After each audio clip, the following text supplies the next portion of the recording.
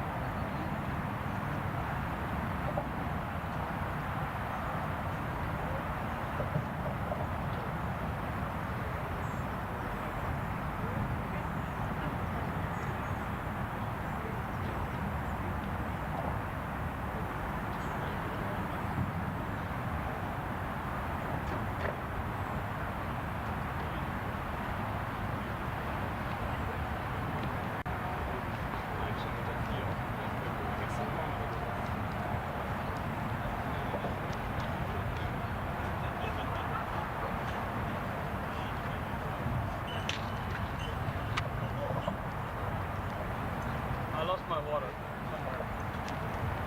Probably when I was putting my vest on, I put it down near the sex house.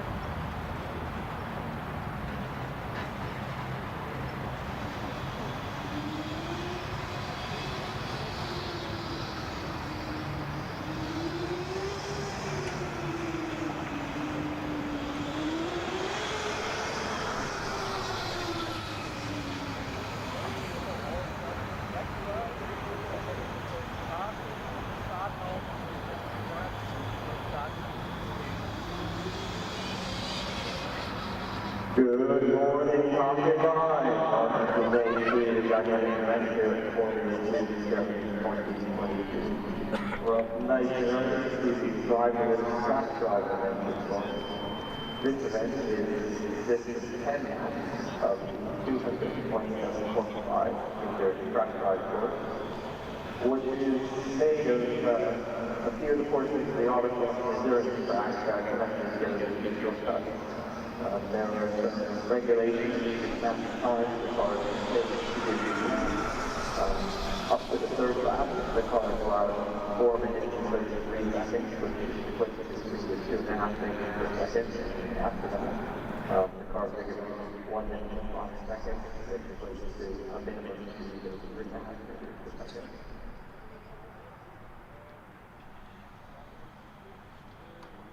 Yeah, it's worth mentioning that there is a running on this event. So that is the order in which the first run of speed has to happen is predetermined. Yeah, that's the first one. Yeah, it's predetermined. Budapest TU first, going at Corvallis, Darmstadt TU Attempt, UPC Barcelona, TU Attempt, and TU Mannheim DHBW.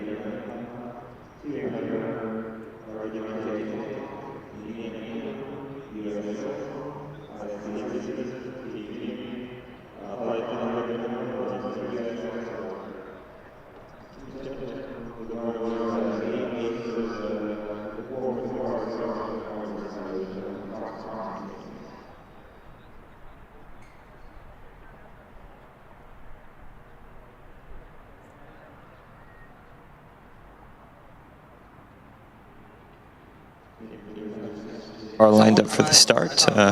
Reminder, this event is worth 150 points in the Driverless Cup event.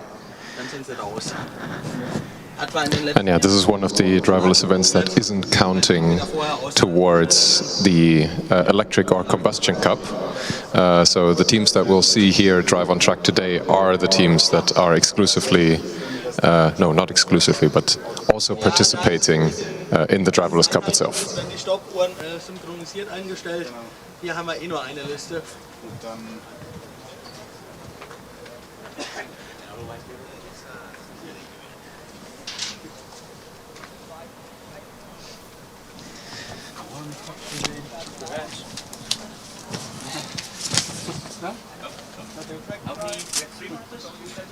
We have 3.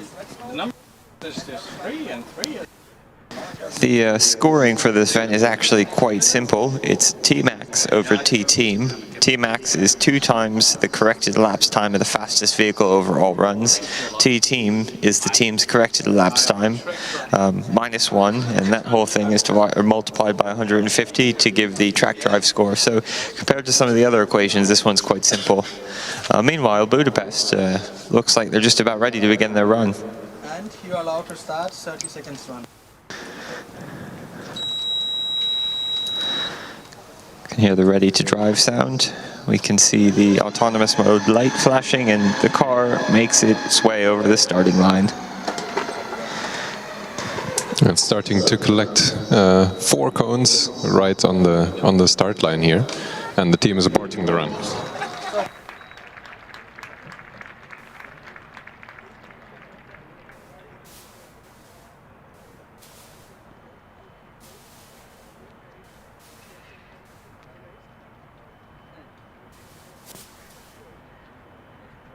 So the penalties in this event are a little bit different to the penalties that we've been speaking about in the previous driverless events.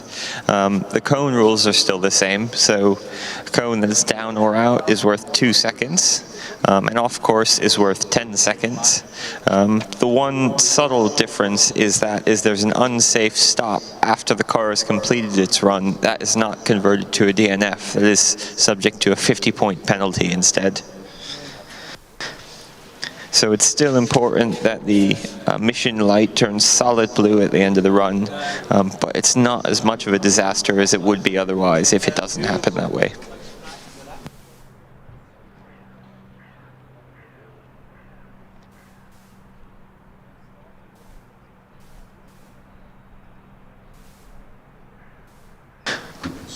So yeah, when I read out the running order earlier, there were actually 3 cars between Budapest and GFR in the running order. Terrassa, Darmstadt, TU Darmstadt and ETH Zurich. Looks like they've not made it, so next in the run order now is GFR.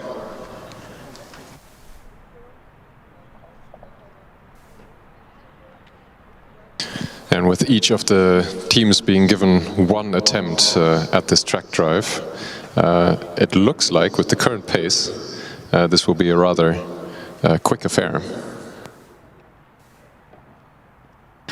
We saw GFR's driverless car in action for the first time yesterday in the driverless autocross. It didn't have the most successful of runs, but they did manage to get the car to move. I think it quickly veered left and then right and just about took out the 2 cones at the starting line in both of its runs.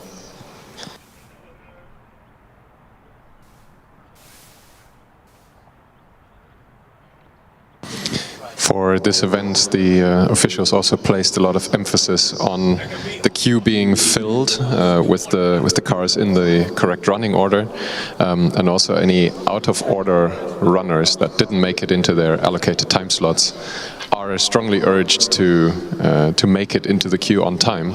Because if the queue ever runs empty, then the track dive event will actually close for the day. And also just a reminder that there's only going to be 1 run for each of these teams in this event today.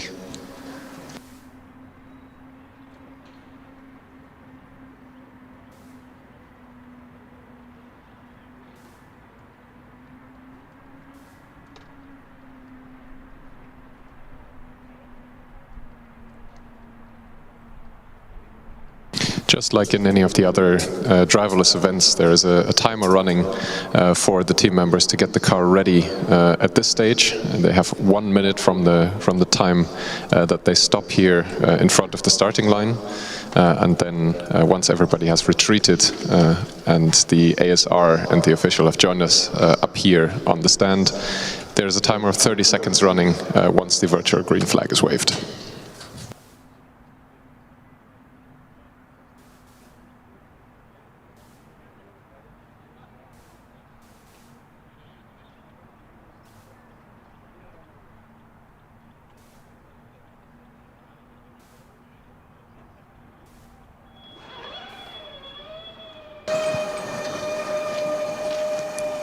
It's a good start for GFR.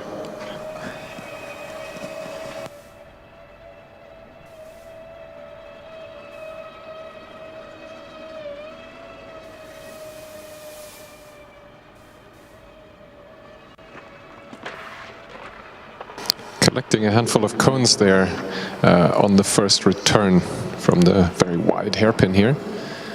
More cones. A yellow one is actually stuck under the car right now, being dragged along. It's the usual fate of these cones. Well, it's just popped out and is now upright. Meanwhile, GFR has made its way around for the first lap of track drive.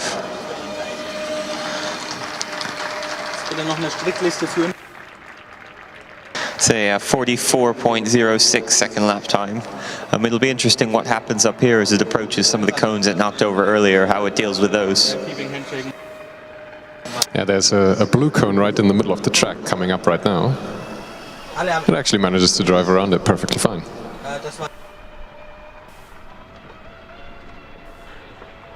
More cones collected in the corner furthest away from us here. I think 1 blue cone has been stuck under the car since pretty much halfway through the first lap. The car now depositing a number of yellow cones all across the track. Lap is pretty similar, 43.81. Pace is well above what's required for the minimum of this event. Yeah, consistency is key, and for the first 3 laps, was it? We actually have a cumulative time limit as well, in the interest of hurrying the teams along to not make this event take too long.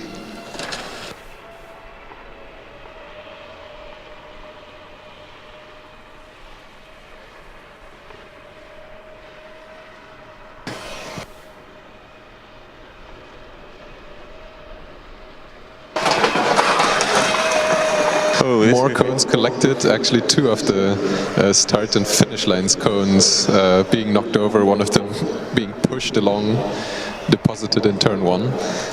We also got an interesting piece of information from the officials here. The reference lap time for this lap that is set by the calibrated golf cart is a 44.8. So that is the pace that GFR is roughly able to match here.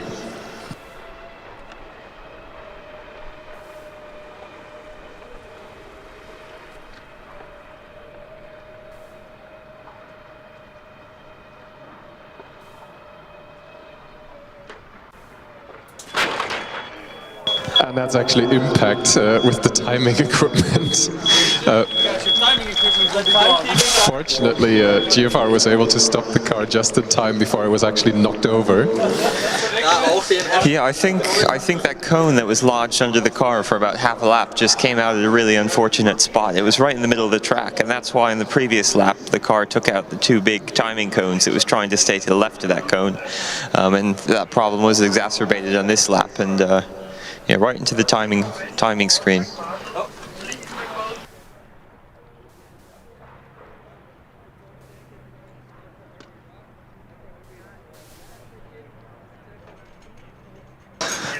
Looks like there's a little bit of damage to the front wing of the car. I think the front element of the wing has delaminated itself when at impact with the timing screen. Yeah, there's a big flap of carbon hanging off of the main element. It looks like that's going to be fixable for the later runs today in the manual autocross event. Yeah, definitely. I think some epoxy or duct tape would sort that out quite easily. Another thing that's worth noting, a good piece of information just coming from the officials as well, is that each lap that they did manage to complete here so far will net them some amount of points, so that's good news for them, though the number of cones that they managed to collect is pretty high.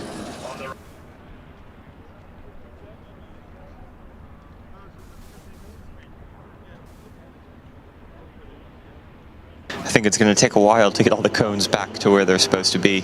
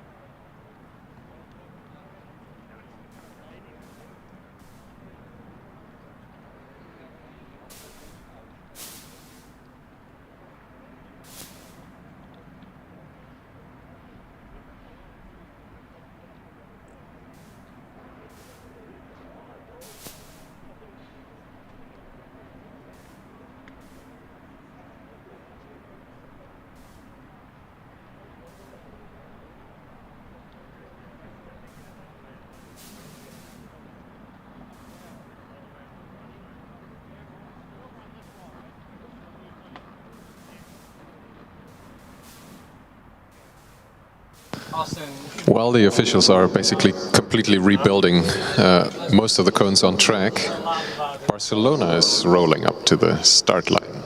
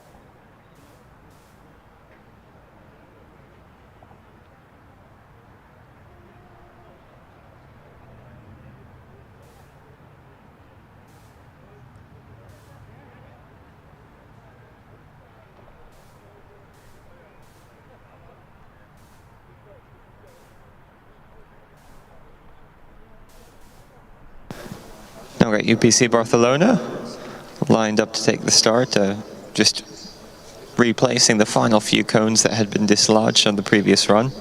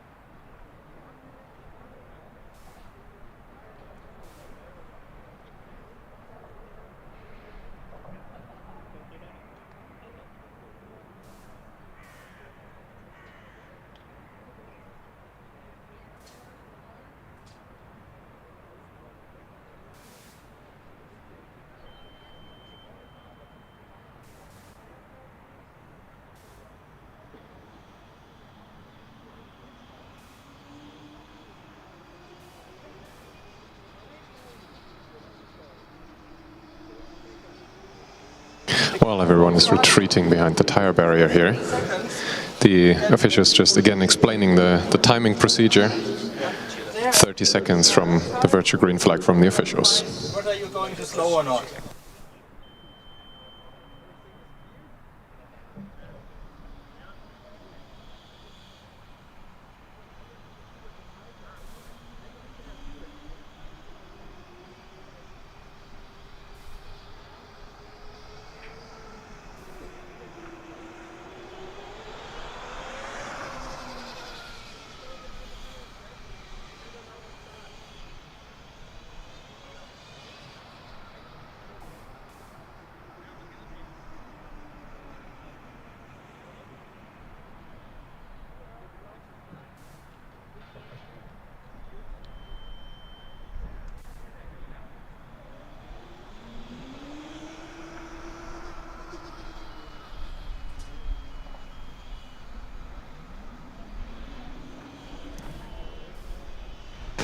Yeah, the car was headed right for the timing beam there.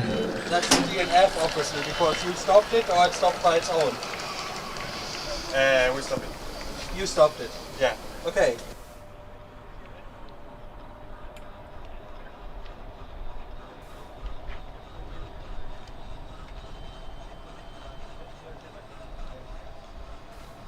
And there was a brief discussion here. Unfortunately, that means that this is the last time that we've seen the driverless version of the Barcelona car here today. Unfortunate turn right in front of the start-finish line.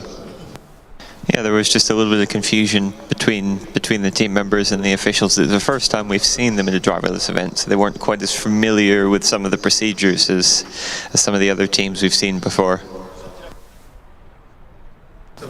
Yet, nevertheless, it's a combined electric and driverless car that managed to get through scrutineering here at FSG, which in and of itself is an achievement. There are a number of teams that are still striving to get that status in the first place.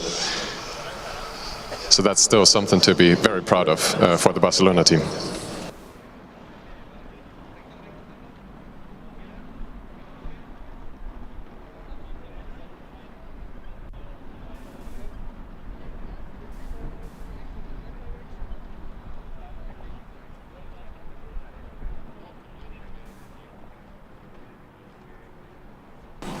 We've very quickly got car number 24 from TU Darmstadt.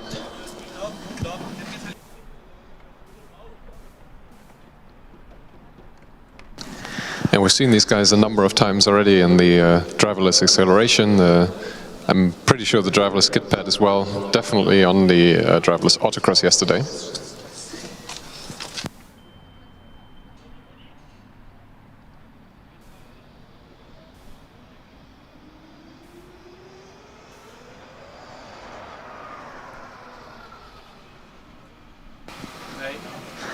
They're running slightly later than their initially planned run slot, so we'll see how the officials deal with that.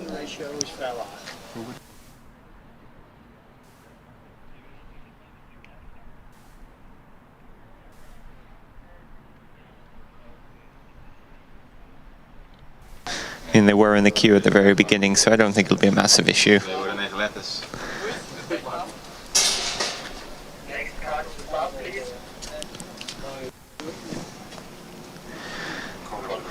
Although we've just heard the officials call for the next car, it's not looking promising for TU Darmstadt at the moment. Yeah, I'm sure they will be given their chance to run, but such is the nature of the running order that if you do enter the track outside of your slot, then you'll probably be put in the running out of order queue.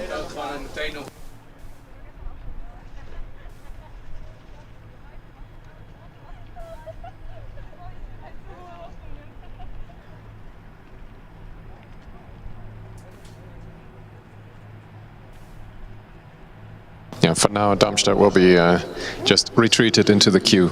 There will be a decision later on whether this counts as an out-of-order run or not.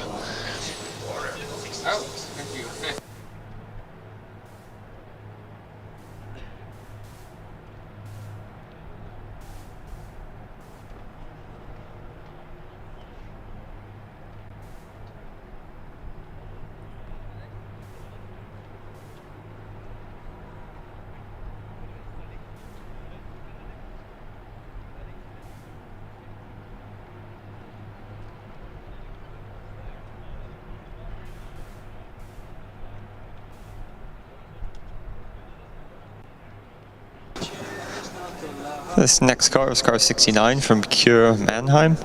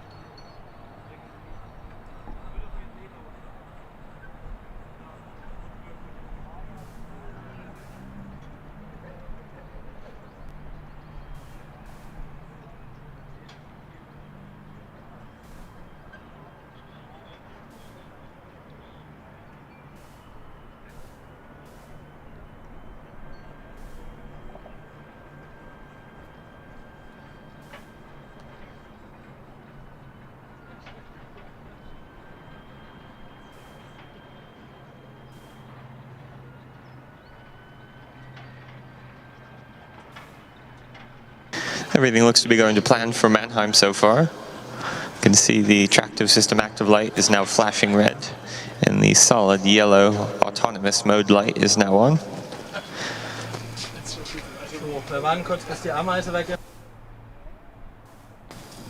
Just waiting for the track to be fully cleared by all other official vehicles. And then I'm sure we'll see the virtual green flag waved here in just a second.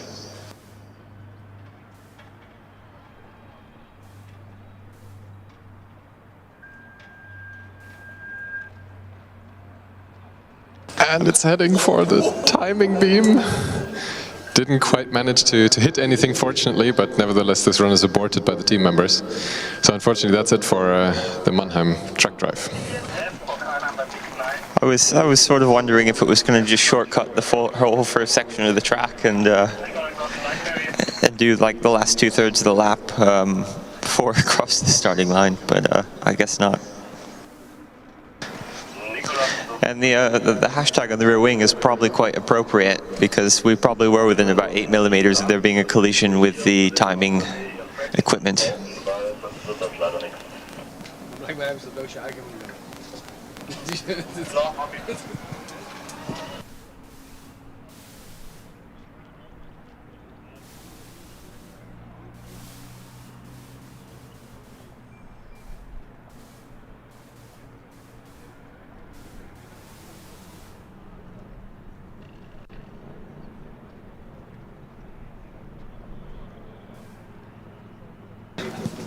We've now got car 59 from TU Dresden.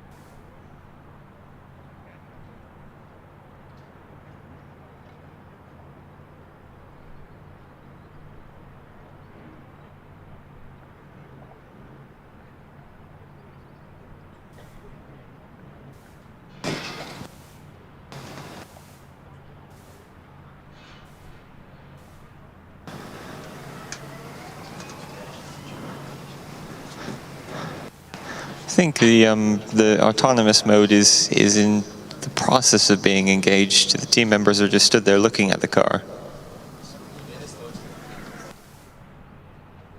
Christian stood there looking at his stopwatch.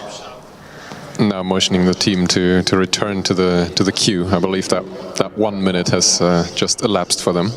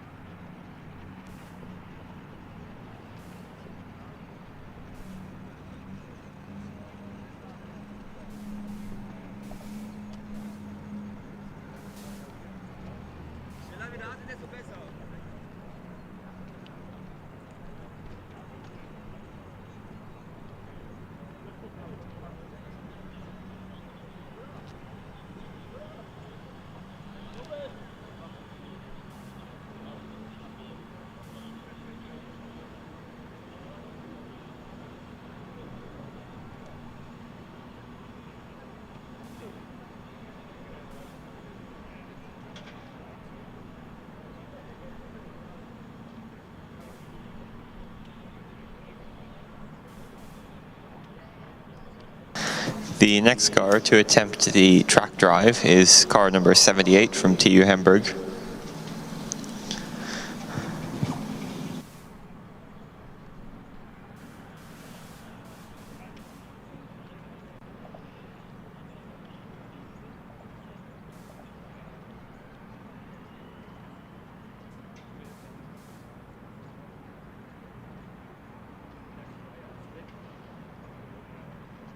At the moment, the current leaders of track drive are GFR, who have completed 3 laps of the course, striking somewhere in the order of 20 cones.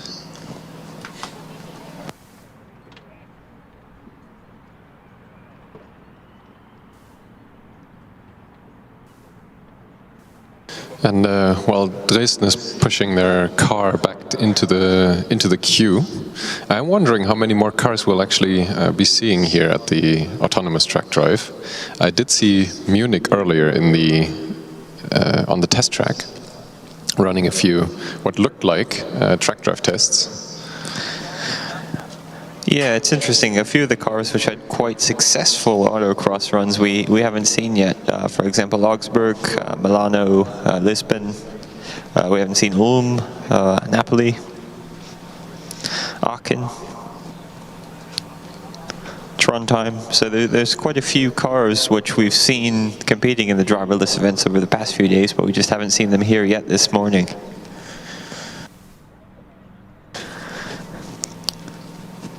Hamburg is just about ready to go, though.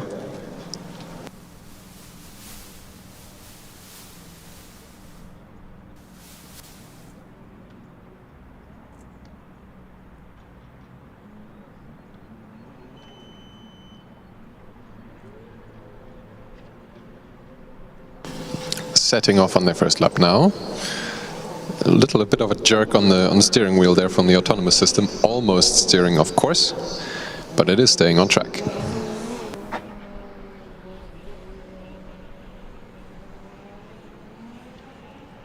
This looks to be a more leisurely pace than what we saw from GFR before, but there is always the second lap to speed up.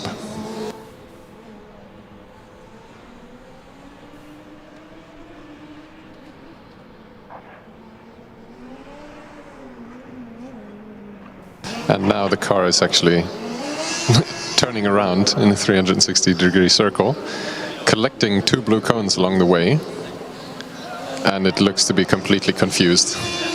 It's driving in circles. The official is still counting the number of courses. It's actually like doing it right on top of where the skid pad is meant to be, so... But it is deviating slightly, knocking off another yellow cone.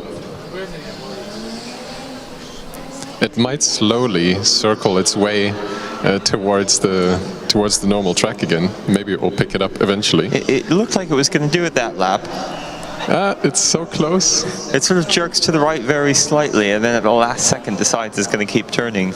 Unfortunately, we won't be able to watch this happen indefinitely. There is a time limit for the first 3 laps in total.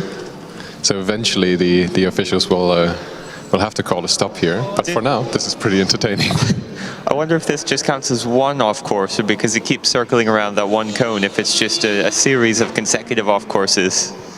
It is technically leaving and entering the track always at the same point, pretty much. Now there is a blue cone being dragged along. I mean, there's some very impressive steady-state cornering going on in the minute, but it looks like the run has just been terminated.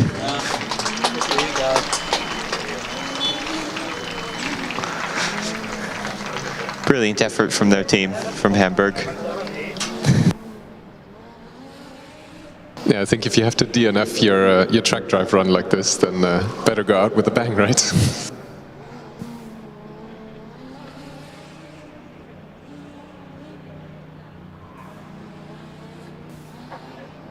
And I'm just hearing across the officials' radio communication. The scenario that I was hoping was not going to happen has happened. The queue is empty, which by the rules set forward in the driver briefing slides would mean that the track drive will close soon. So any cars still hoping to run outside of their allocated running order slot should make their way towards the dynamic area very quickly now. They have some time left until the officials still reset the track, collect all the cones that Hamburg pushed out of the way. Meanwhile, I can see one of the cars that's entered in this event from Napoli on the test track with a driver doing some good drifting practice, but I suspect they're not going to make an attempt at this track drive this morning. And we did see TU Munich on the test track a few minutes ago as well, so hopefully they'll make an appearance.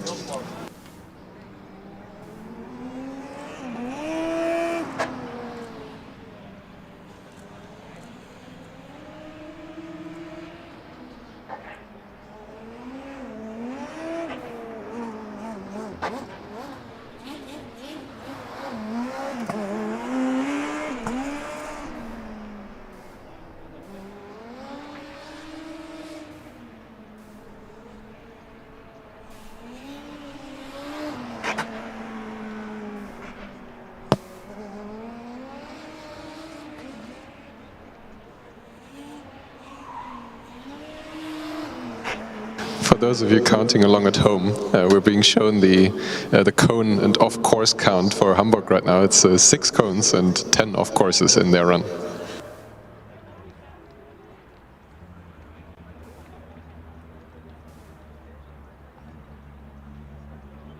I can see a car being wheeled to the front of the queue now. Looks like Darmstadt to me. Returning. They were, of course, here a little while ago, but were then pushed away again, presumably because they were too late for their running order slot. and are now running out of order. This is actually quite interesting because I think the top 4 or 5 teams from yesterday we haven't seen yet. You think they would be the ones most keen to present their cars at this event and get some points, more importantly. Yeah, I mean, it is speculation, of course. They might have gotten caught out by the very swift progress that we've seen here on the track drive event so far. Or what we might be seeing here is the cars or the teams electing to prepare better for the manual events that will still be taking place here this afternoon, the manual autocross, and tomorrow the manual endurance.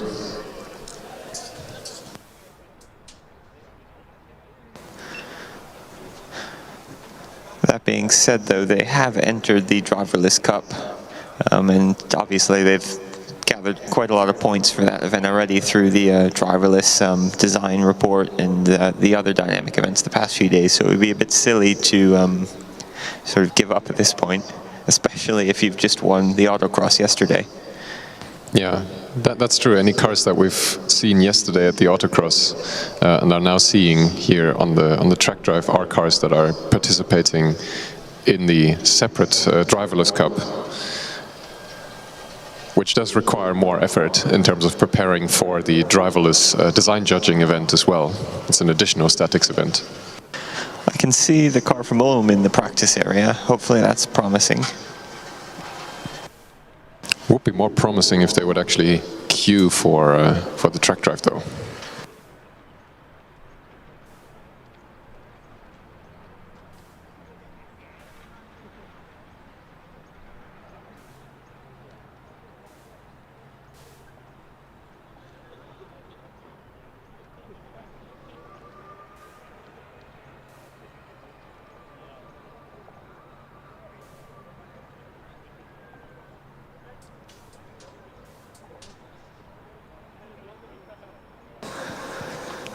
Darmstadt now wheeling their way to the starting line for the second time this morning.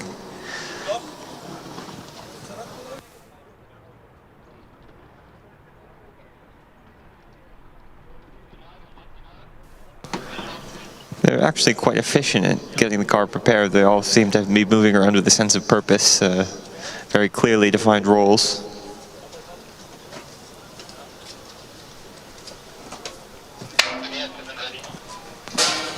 Yeah, that is one of the differentiating factors that we've also seen here exhibited by the different teams.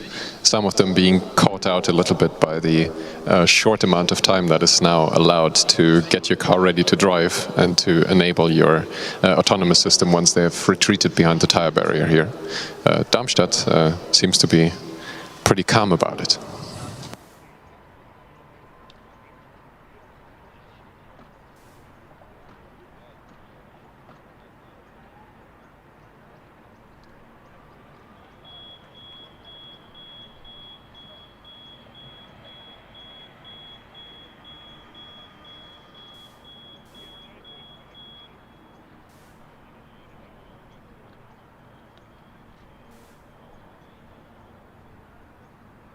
Darmstadt ASR is now joining us up here on the stand. Driving.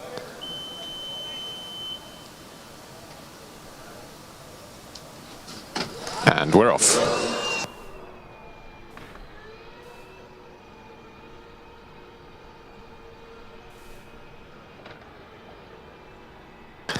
Tiny hesitation into the first turn. Looks like one of the rear wheels is actually locking up as the car brakes. I noticed that in the autocross yesterday going to the first corner with this car. See if it does it every lap.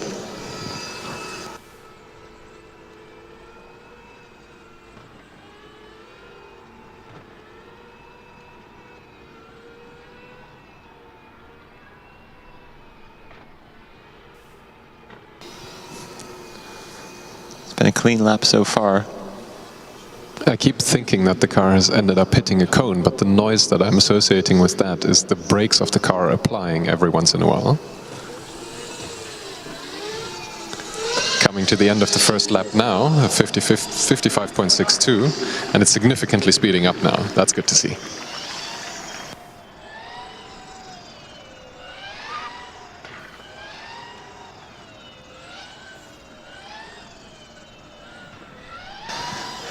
Yeah, this is one of the more aggressive driverless cars that we've seen, both in terms of throttle and brake application.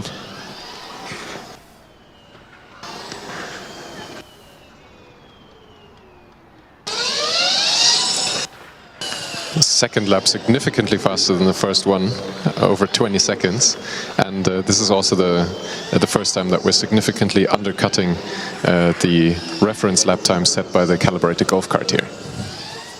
That was in the low 40s. It's actually quite impressive watching the car navigate, especially around the tight section of the course. It's a combination of drifting and braking, allowing it to make very tight corners quite effectively, actually. It is very nerve-wracking though, and the car seems to be slowing down quite a lot every time it approaches the start and finish line. It does like drift.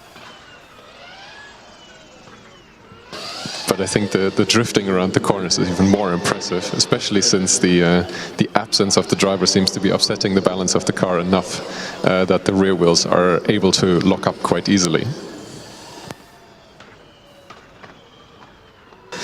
It is very disconcerting. As it comes in front of us every lap, it sort of slows down almost to a standstill before applying the throttle, going around for another lap. But beyond that, the times are actually relatively consistent in the low 30s now. And so far, I don't think there are any cones hit as well.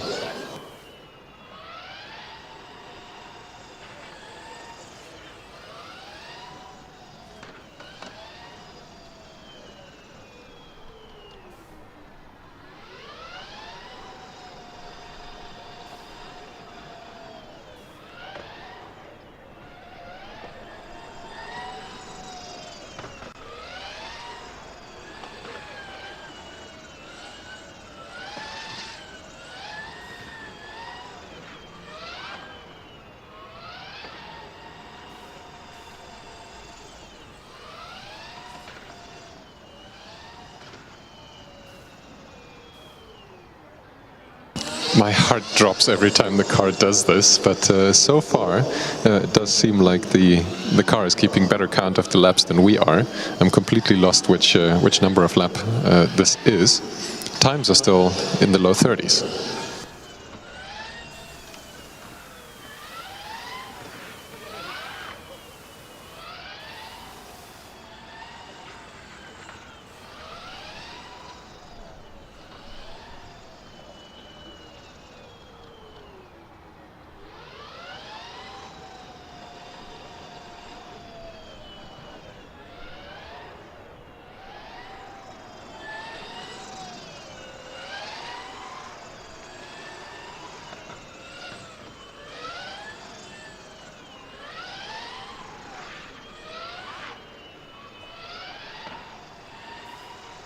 Coming to the end of its 8th lap.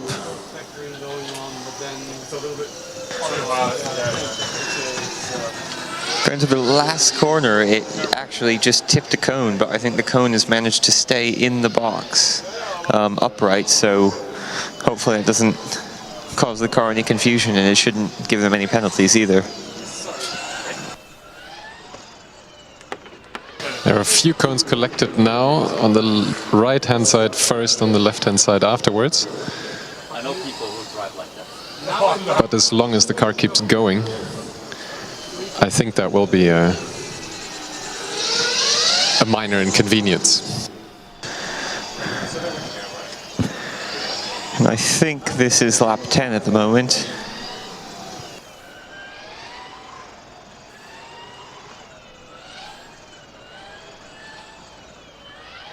Car almost going off in exactly the same spot as in the previous lap, knocking out a few more blue cones along the way. But the cheer from the crowd is totally deserved. This is the most number of laps we've seen here so far in the track drive. That's the 10th lap, and we've seen the solid blue run complete indicator. Oh, that was amazing. Congratulations, guys. This is the first completed track drive we've seen here so far. And actually a good thing that this run went to full completion, because the queue has filled up with a few more cars. was getting a bit tense the last few laps. There were just more and more cones being strewn about, especially in the sort of tight right-hander right in front of the forum. And I wasn't sure the car was going to be able to cope with it. But yeah, managed to finish successfully. It was a great run from Darmstadt. Yeah, by my completely unofficial count, I think there is about 9 or 10 cones that we can expect here to be added to the Darmstadt score. And we've also just noticed that there are some drops of rain falling on our position just at the very opposite side of the track drive to the main grandstand. So I wonder if that contributed to the slightly more drift-like performance of the car in the final few laps, or if that was just a weird coincidence.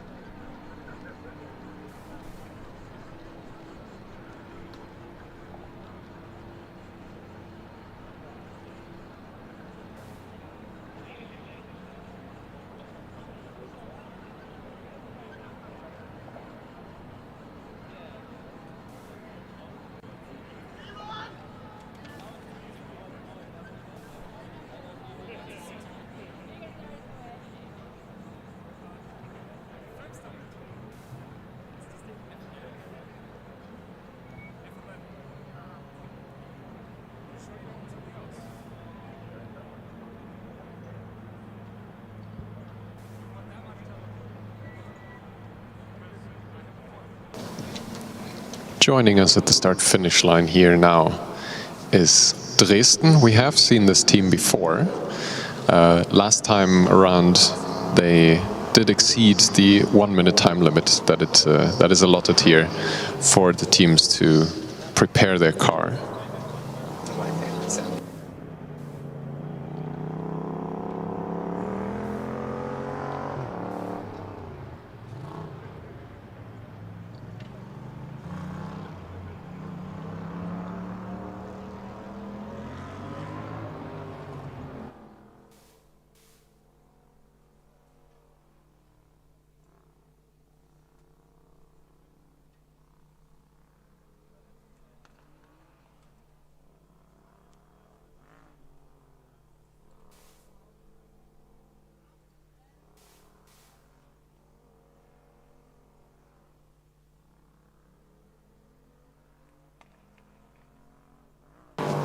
Dresden just making some final preparations. Meanwhile, on the practice track is, I think, my favorite sounding car here this weekend. Car number 372. Unfortunately, I can't read the team name.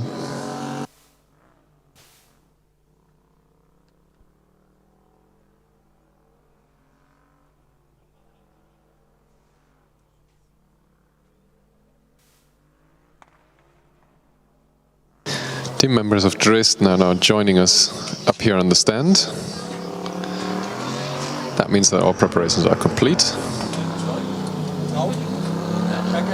Some of the officials still touching up some markings for the cones.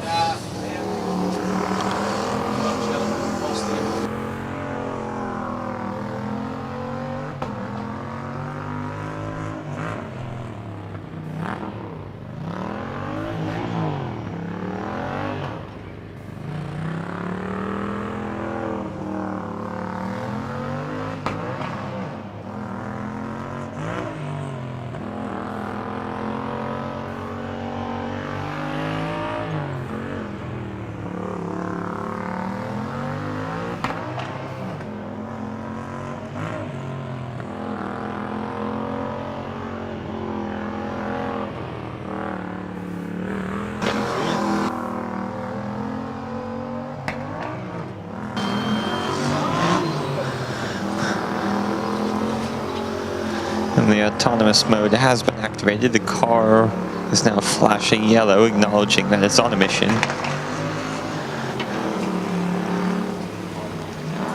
Yeah, if I remember correctly, yesterday when we saw Dresden at the driverless events, there was sort of frantic mashing of the autonomous engage button here.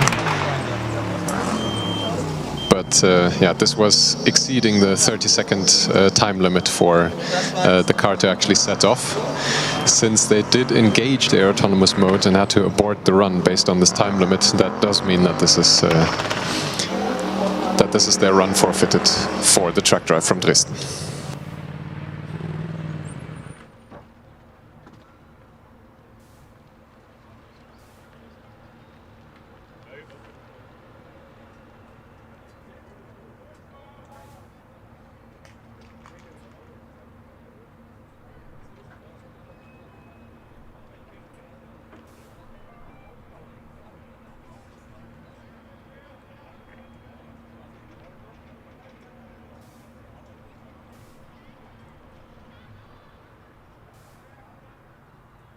Oh, and I can see the car from Napoli now being wheeled forward. It smells like rain though.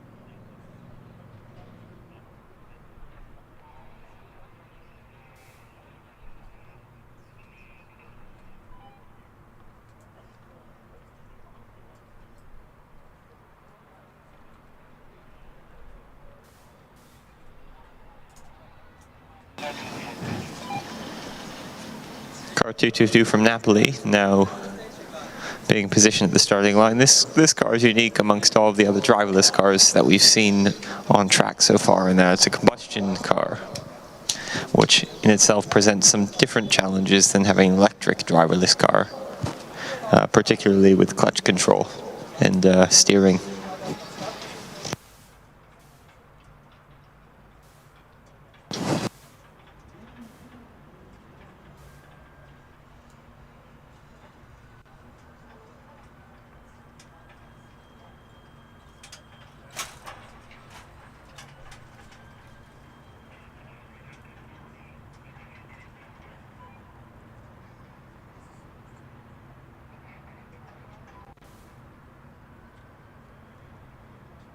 As Napoli made the preparations, I can actually hear the rain on the tent that we're standing under at the moment. It's picking up intensity slightly.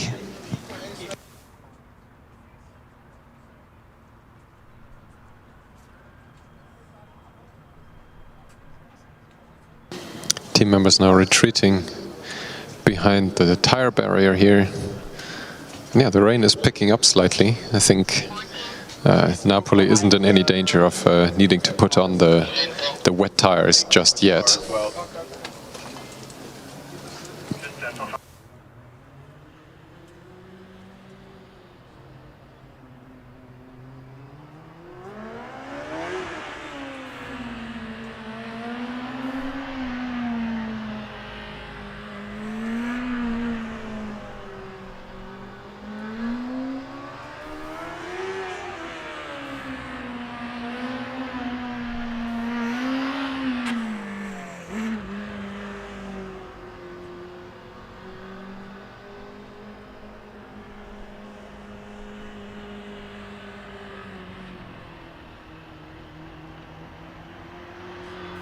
And as we speak, the track is actually being declared damp, since it is raining ever so slightly. What that means is that the teams are now free to switch to rain tires at their discretion. They can also run on slicks, on dry tires, but it is up to them to make the choice. That is until the track is being declared wet or dry again.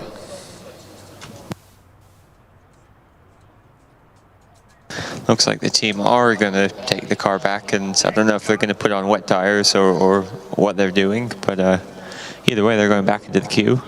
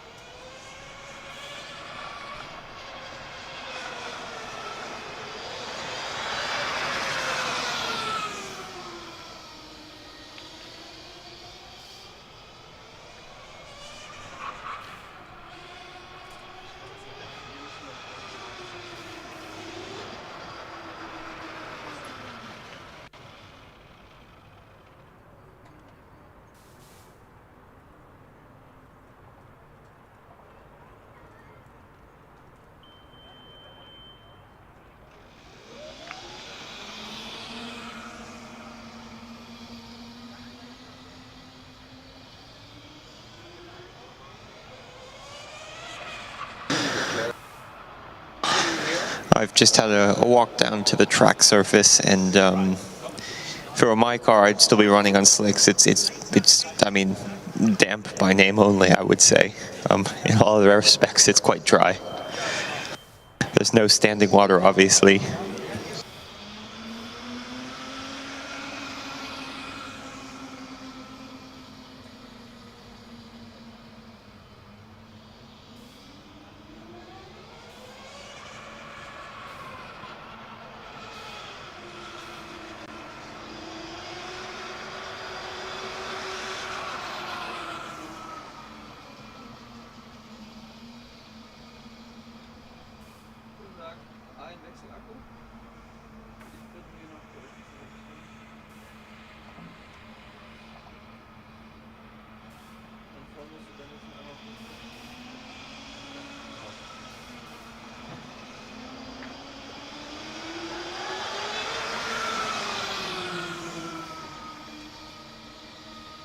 And I think that sigh of relief that we just heard from the side of the track is in fact the Darmstadt car being cleared. That's unofficial information, of course. They're cleared of their post-track drive inspection.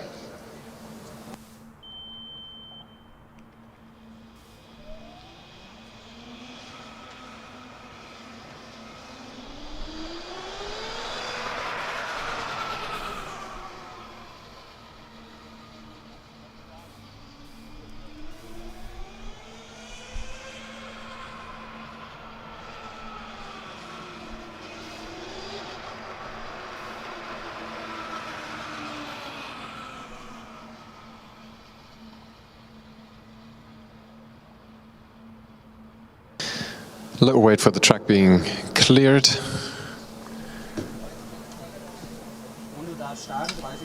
And the virtual green flag is waved.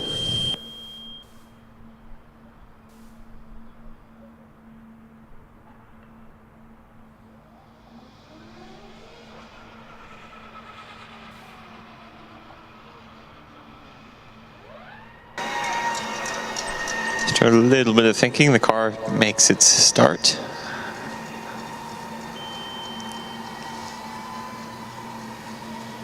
Navigating the first turn successfully. No cones so far.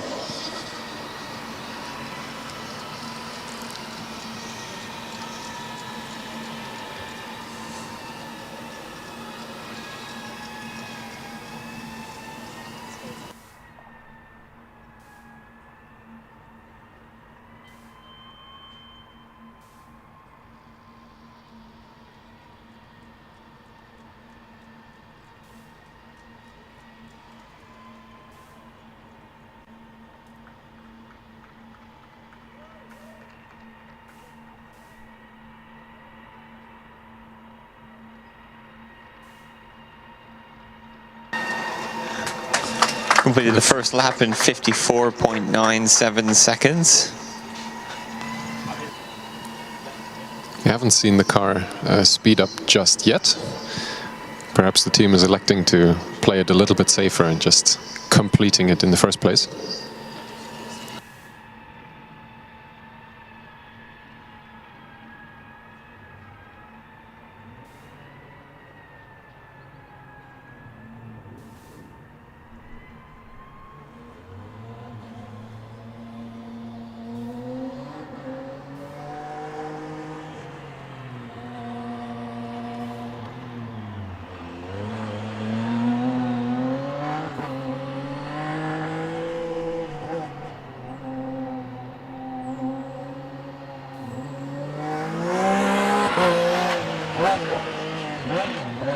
It is consistent though, round about the 55-second mark again. And that would also put them below the 3.5-minute time limit for the first 3 laps.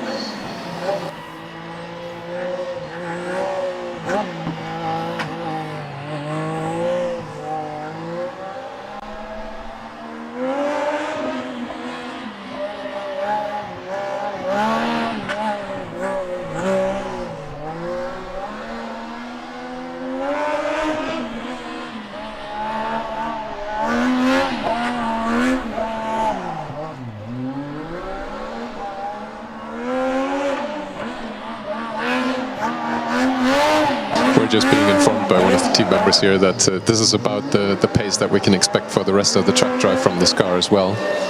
There is no mechanism to remember the track.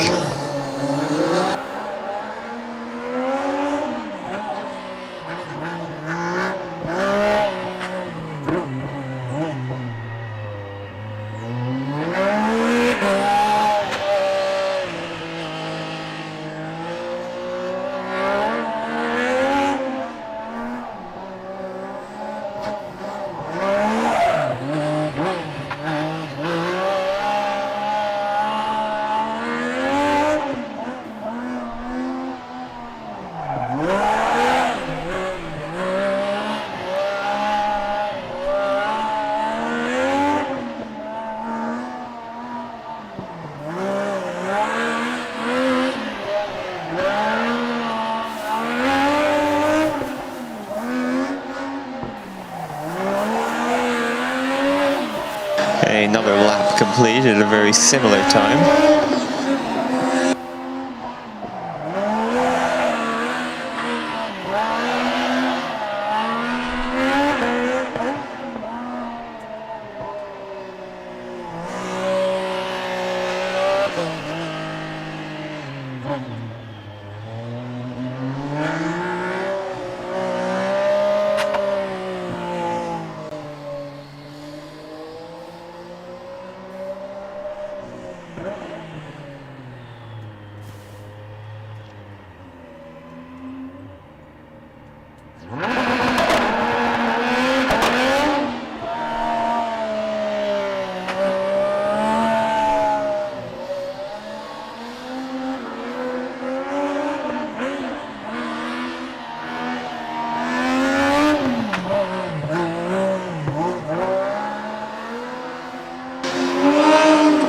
My calculations, they've just reached the halfway point of their run.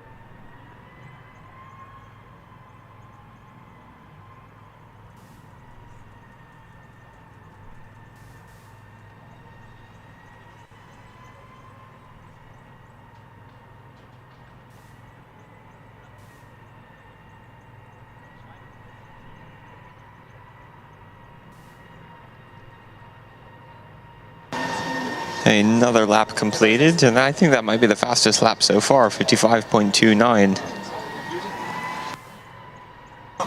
Consistency is key. This is now the 7th lap by my count.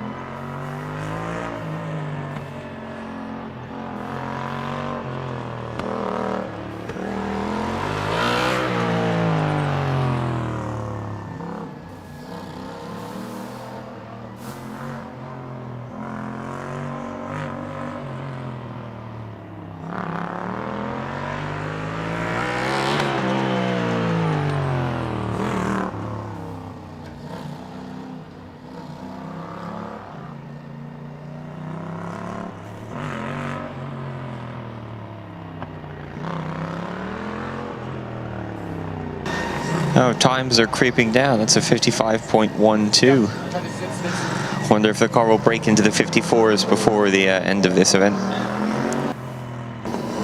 I mean, while we watch this, I think it is worthwhile pointing out that the most impressive part about this run is that there is absolutely nothing to report. The speed isn't dramatically high, but it is also a completely clean run so far. No cones collected at all.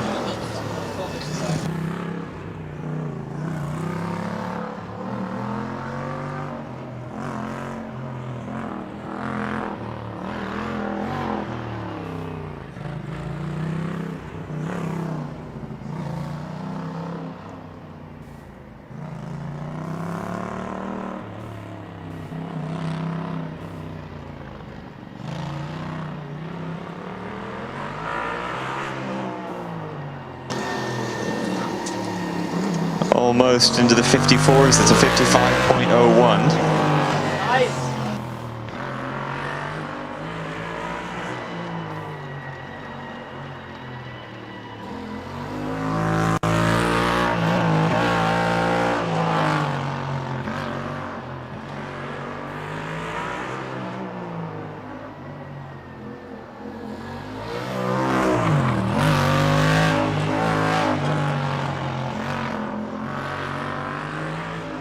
So,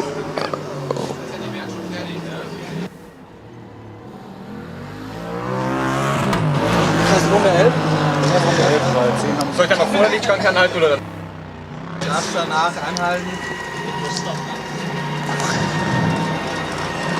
This was in fact the 11th lap now. The team has now stopped the car manually. That does mean that they have completed the track drive successfully, but the manual stop 1 lap after they were supposed to be finished means a 50-point penalty for them. Nevertheless, that's much better than having to DNF your run.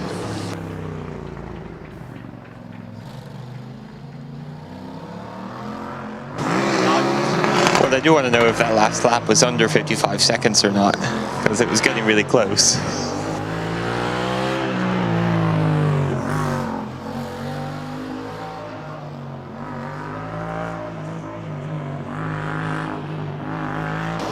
And with this being only the second completed track drive with, well, over 10 laps completed here, congratulations is in order towards the team of Ulm.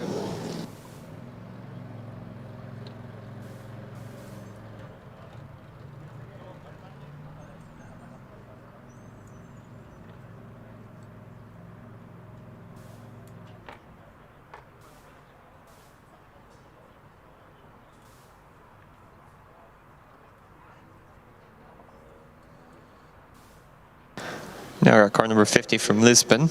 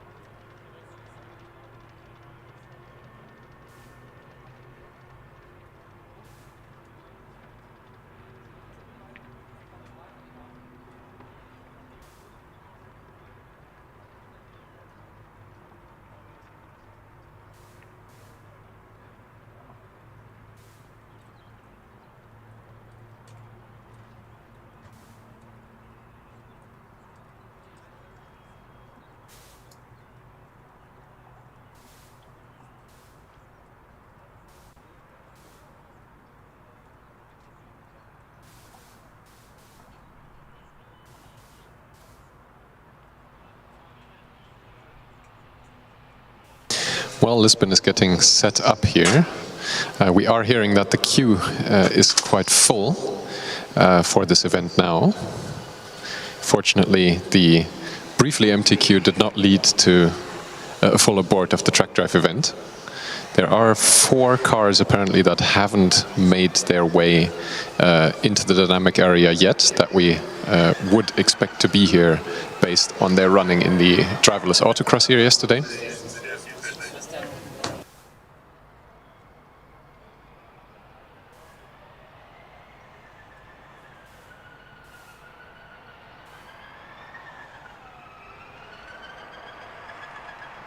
One of the things I'm noticing about the Lisbon car is that they have actually elected to fit rain tires on the car. It has stopped raining in the meantime. I'm not sure if the track is still declared damp, but looking at the conditions here, I would not say so anymore.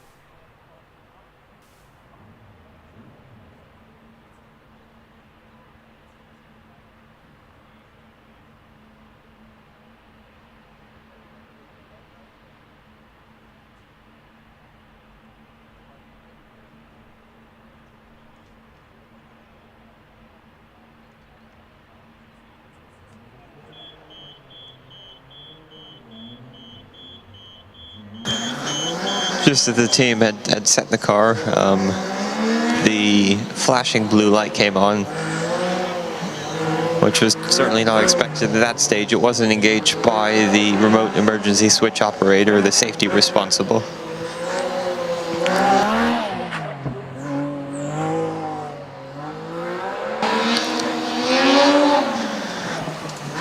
The car has now been reset. Looks like there's some confusion. The next car is being pushed forward from the queue when I don't think it should be. Please enter the car.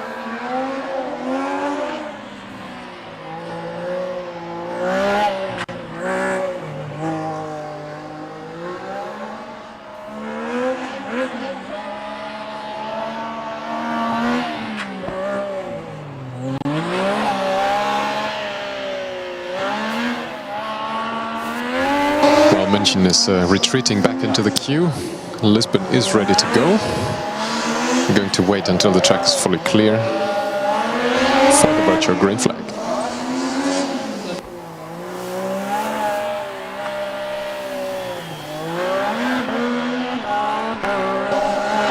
heard the ready to drive sound and the flashing yellow light, and the car is off. Quite a bit quicker than than the previous few cars we've seen on the first lap. Yeah, this is definitely the most ambitious pace we've seen here so far at the track drive today. Collecting one cone at the tip of the left, right, left switchback. That one was in the way anyway, so perhaps just optimizing future lap times. Collecting another 2 cones towards the start and finish line here, but with a 30.87 second run, that's a very fast lap. I believe that's actually also undercutting the Darmstadt times ever so slightly.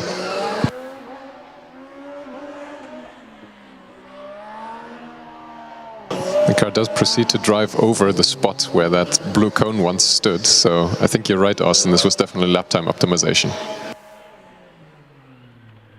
Another handful of cones being relocated in front of the start-finish line here. None of them are in the way too much.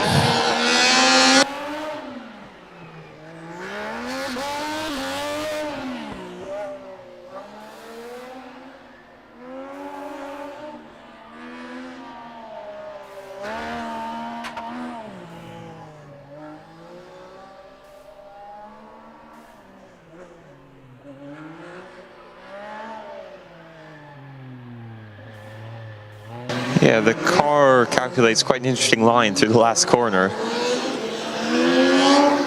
Yeah, it's definitely hitting similar spots where the cones that it's already relocated once stood.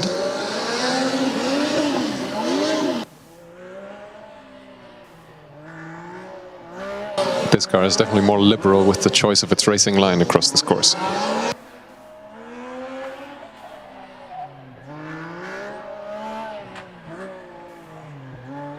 I think based on how it's adjusted the track, when the car comes through that section, it sees a series of tight chicanes as opposed to the sort of open flowing corner that it actually is.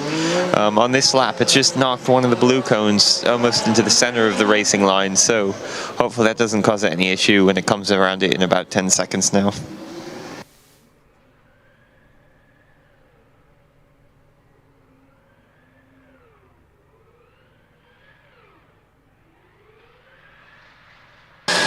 Speaking of which, the blue cone that was still on track is now firmly stuck under the front wing of the car. That will probably be either dragged along until the end of this event, or, as it has happened now, being slipped further under the side wing.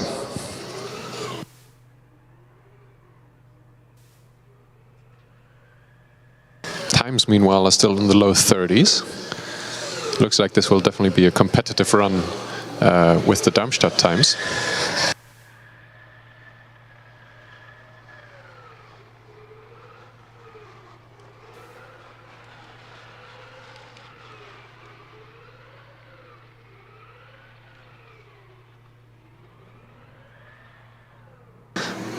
Car now navigating its 6th lap.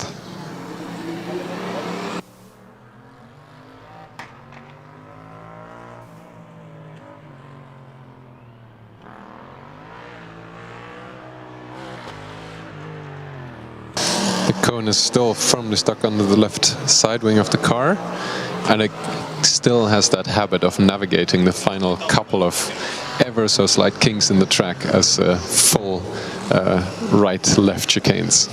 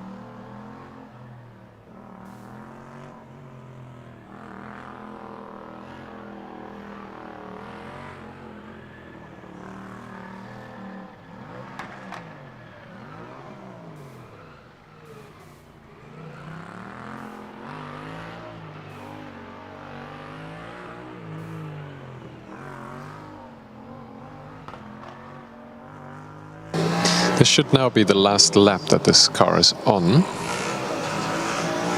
No further cones collected so far as we can tell.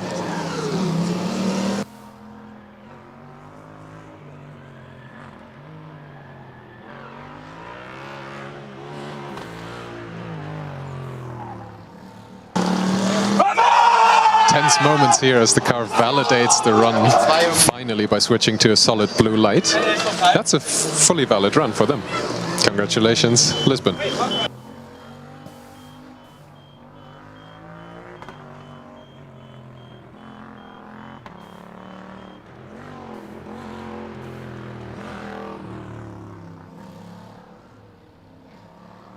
Yeah, what a run from Lisbon. After the track adjustments on the first lap, which I don't know if it really helped or hindered really, because from what I could tell, the car was, like you mentioned, turning the last little stretch into a series of left-right chicanes. I mean, the good part is that it only hit the cones once, so as it was driving over the same spot over and over, it didn't repeatedly get 2-second penalties. No, it was a great run for Lisbon.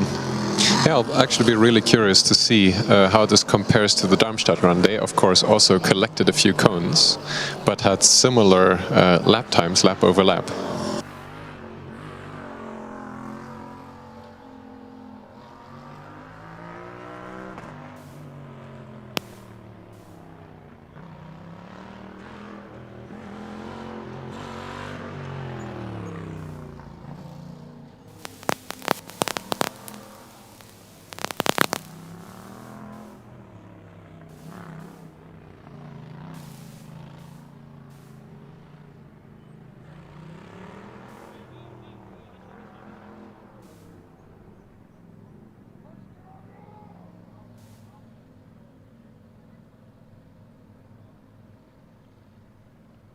Yeah, and you've got to remember as well, the car did have a little bit of a tantrum initially, flashing the blue light as the team was walking away, so it's a great recovery as well. Yeah, that was also the case just after the solid blue light came on, but the officials do recognize that the solid blue was on first. The blue flashing right after does not impact their performance at all.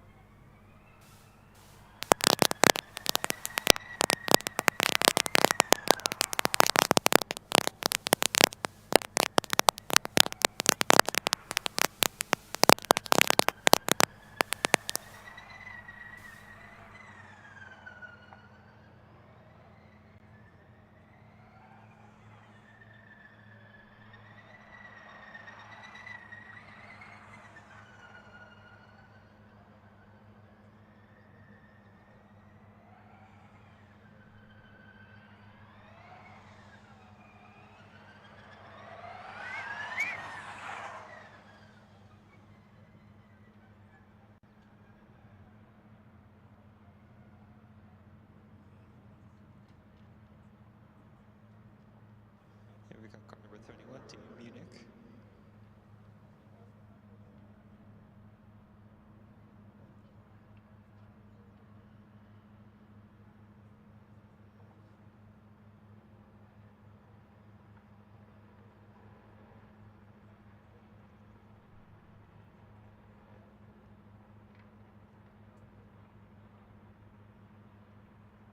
Almost sounds like there's a very quiet combustion engine inside of the Munich car. There's sort of a golf ball in a blender sound emanating from it. We did see Munich on the test track right next to the track drive area here earlier this morning, probably testing a few software changes they made.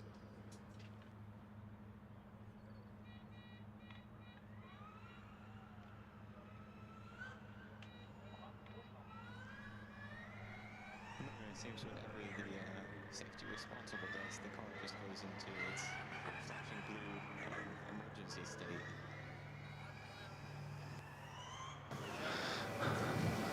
And the team members are now motioning for the push bar to be brought. It looks like they will not start their run right now, but they can retreat into the queue and have another attempt later on.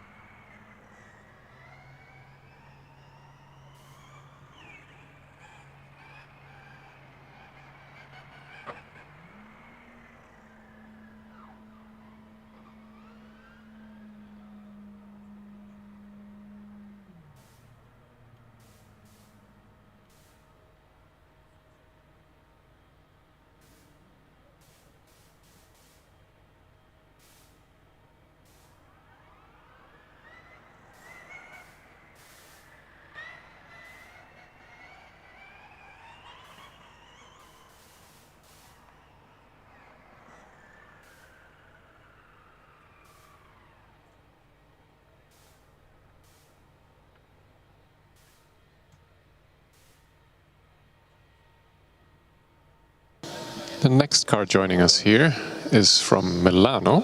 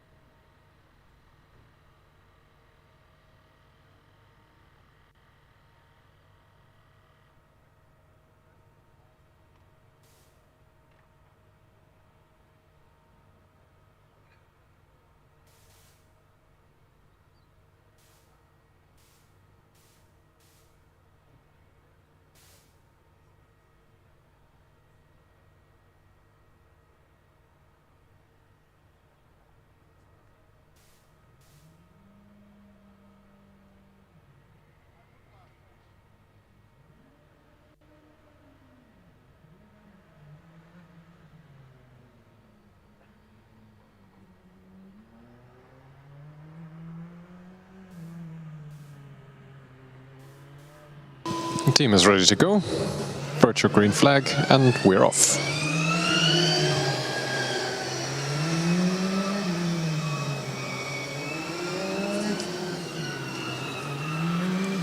I'd say this initial pace is somewhere in between Darmstadt and Lisbon that we've seen before.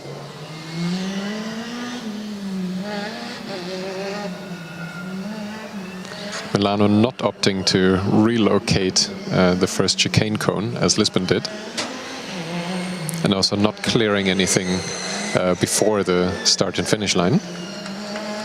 Very similar time, 31.43.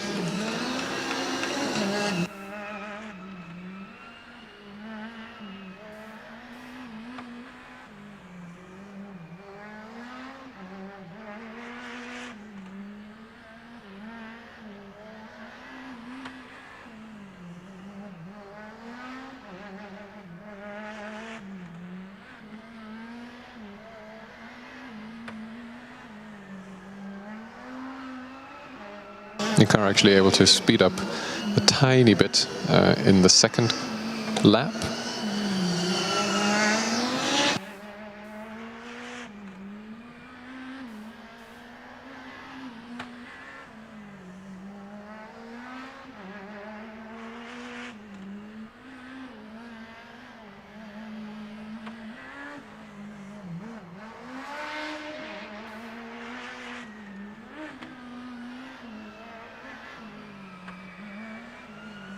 Just like with the run from Ulm, the most impressive thing to report about this car so far is that absolutely nothing has gone wrong.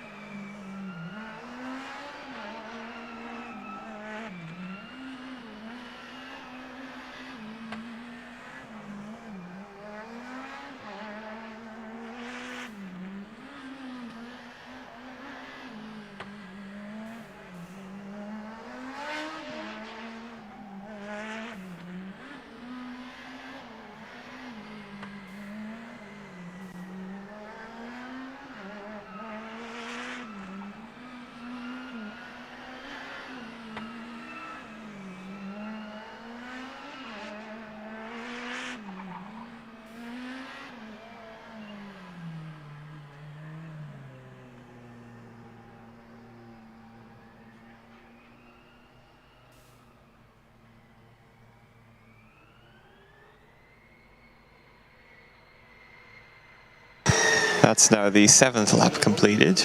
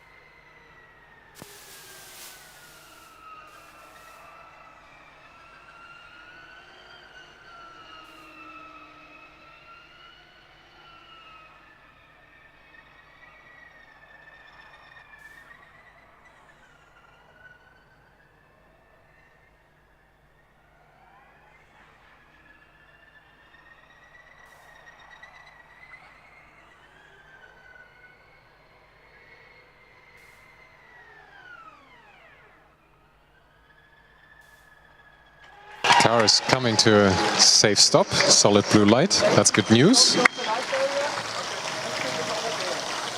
Looks like this is a valid run for them. Similar to what we've seen from Darmstadt and Lisbon before, low 30-second times, but with this run not having knocked over or dislocated any cones as far as we could tell from up here. This is the first fully clean run from an autonomous car that we've seen this year so far.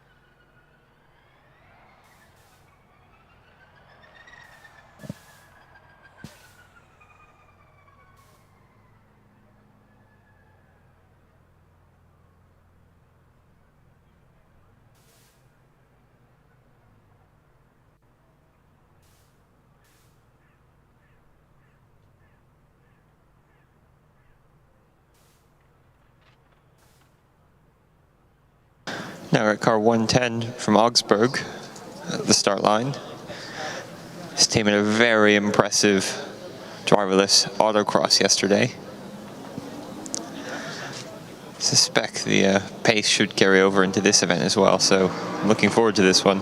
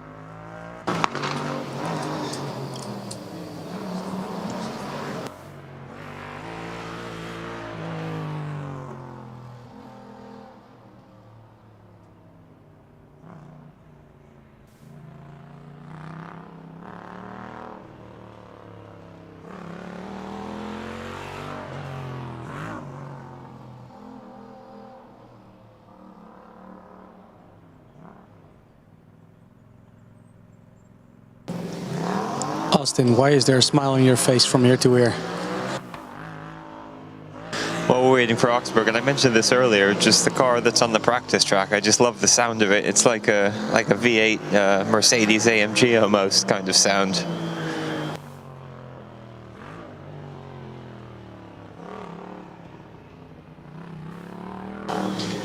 I'm also quite excited for the Augsburg car, to be honest. First lap might be a bit tentative to learn the track. This is one of the teams that we know are mapping the track and learning each lap as they go around. Should be one of the top contenders of this driverless cup. Quite curious to see whether they can beat the time that Milan just made.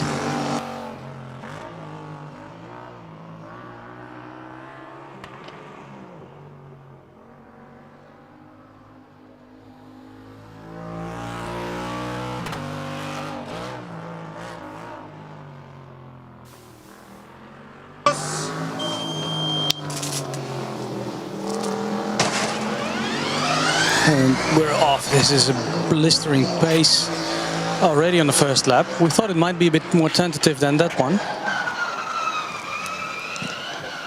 Got a fancy autonomous mode flashing light as well.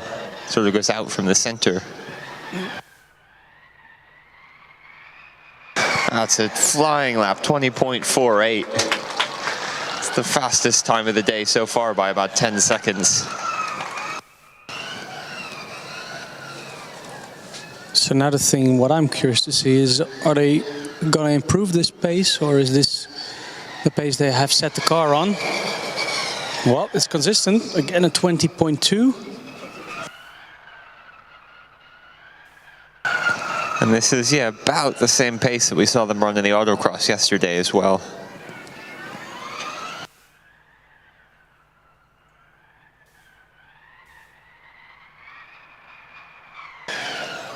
Picking up some real pace now, 0.05 of a second faster. Will it go below the 20-second mark, Austin? What do you think? I think it will. I think it'll get there. It may take another lap or two, but I suspect it'll get into the 19s quite easily.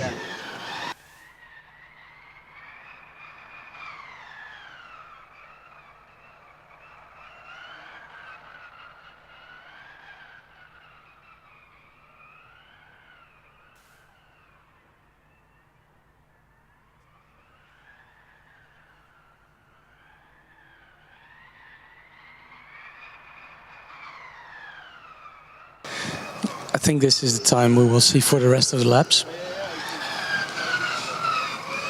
So, Mickey, in your experience as a driver, how does this time compare to to what you can do in the car as a driver. Is there a second to be found there? Well, just looking at the car, it is very quick, but I think a skilled driver might be just a little bit faster. A second, I don't know. I think there is some time to be found, definitely below the 20 seconds, but it's very difficult to compare, obviously. We also learned yesterday, Austin, that these cars usually tend to drive on a limited power setting, also because they don't have the reaction time to stop the car early enough. As soon as they leave the track, we're quite close to the timing equipment and the tire wall here. So this is the maximum setting that they want to drive with today, and it's super consistent.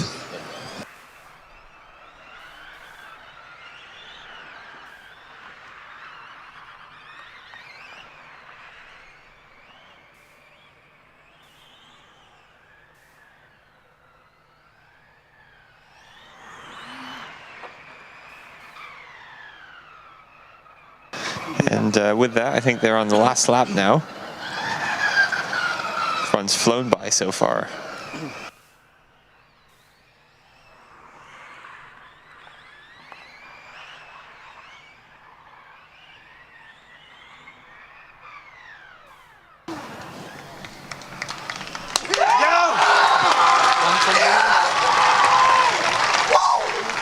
Ja, Glückwunsch.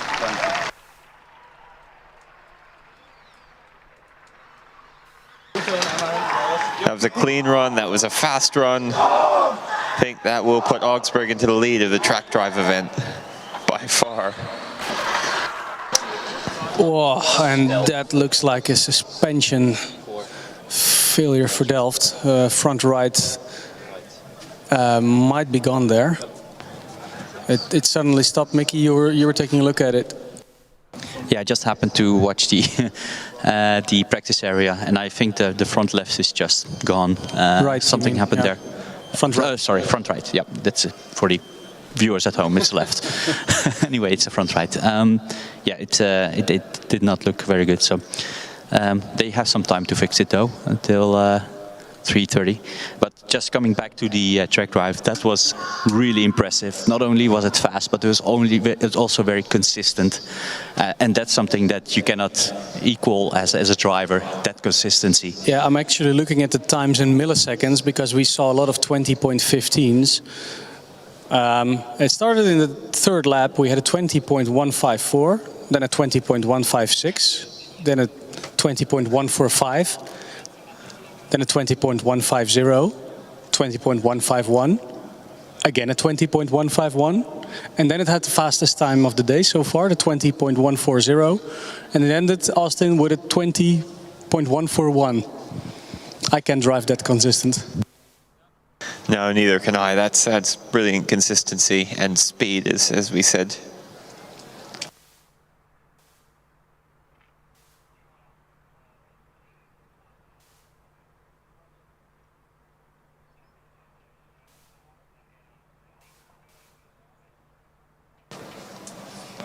We've got car 222 from University of Napoli now.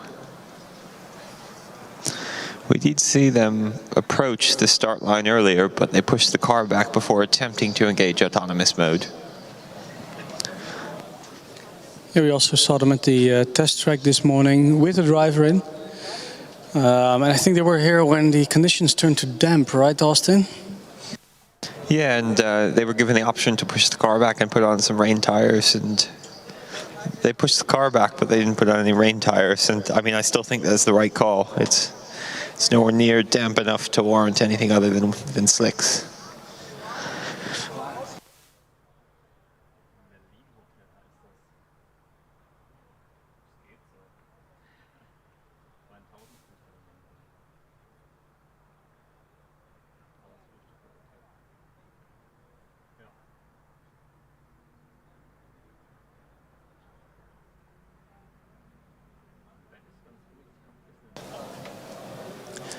So again, Austin, we see that the car is not finished in due time. I think at the moment the officials are trying to determine whether the other car is ready to go or not. And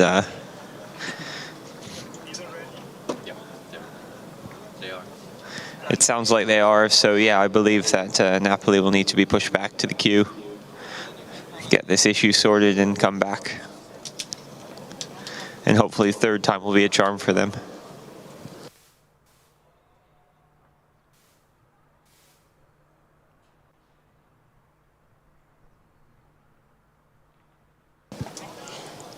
Also, Austin, before we saw the Delft team on the test track, we had the car you were talking about with the really great sounding engine.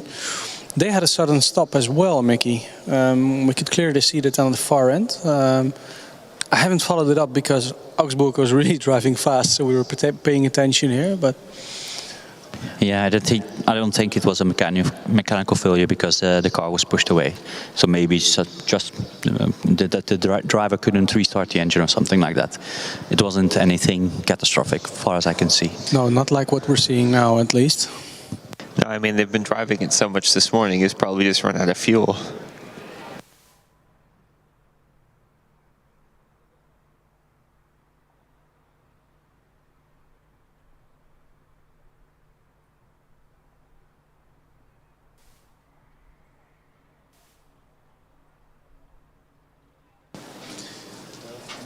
Up next at the Driverless Trackdrive, we have car number 31 from TU München.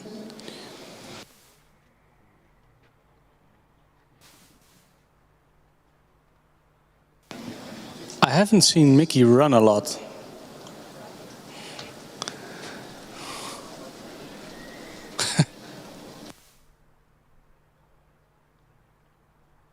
I think we could It's more of a jog, actually. He drives faster than he runs, for sure.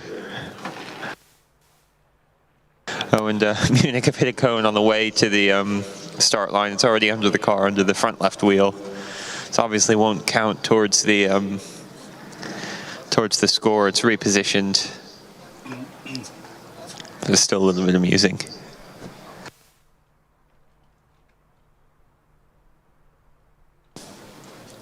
Mickey, now you are walking there. Do you still have your monitor in? Can you hear us?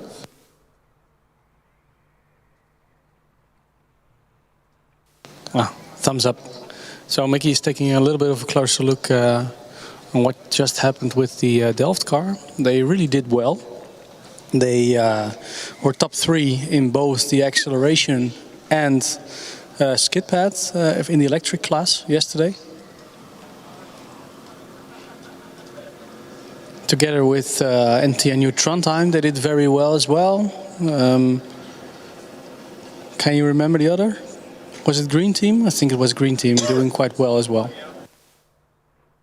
Yeah, they were, and meanwhile Munich has got their car back here on the start line. Once again, it sounds a bit like a dishwasher or something like that, some kitchen appliance, while it initiates the startup procedure. Yeah, now I hear it too. It's pressurizing the brake system, I think.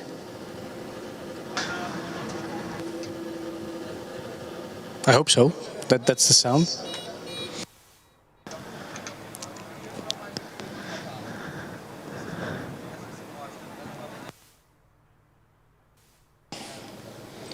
So not everything is... They seem to be having the same issue they had when they were here the last time. Every time they try to engage the autonomous mode, the car senses something wrong and the light flashes blue, indicating that there's some sort of error.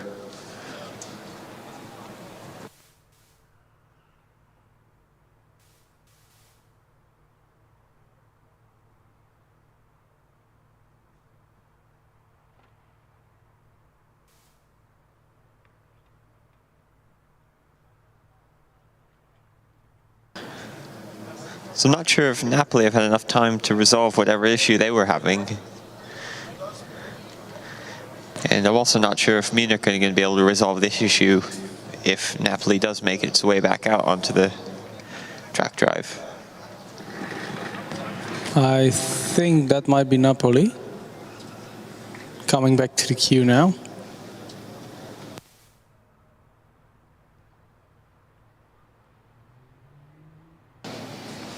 Or it might be a totally new car. We are running out of the official endurance or track drive order, I guess. Yeah, I think all the teams that have showed up on time have already run. This is Napoli. I can tell by the angle of the rear wing. They have one of the easiest numbers to remember, 222.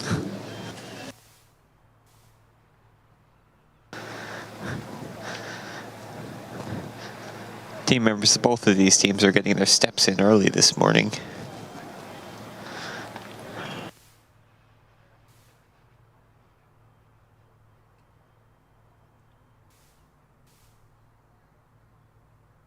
I think we had our steps in yesterday as well. It was a long day.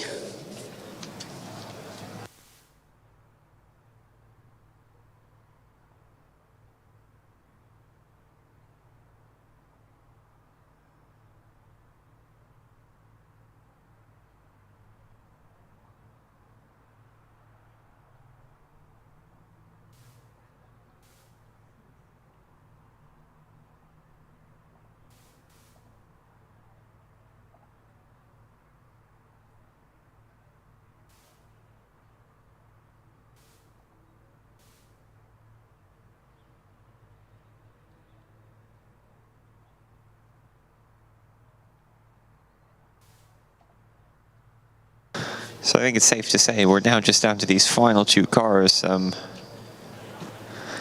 In track drive, everyone else who is going to make an attempt has either attempted and failed or finished track drive. I think if one of these teams could have a run with at least a few laps, it would help the other team actually have some time to solve the issue. Otherwise, there's just an endless rotation of pushing the car to the start line and pushing it back without having any time to fix it.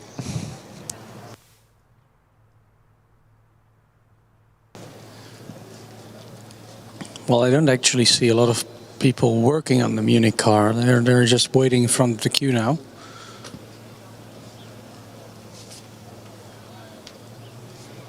Then again, if it would be a software thing, it's not really visible whether they do anything, because it might be they have some people somewhere else in the pit who are trying to debug.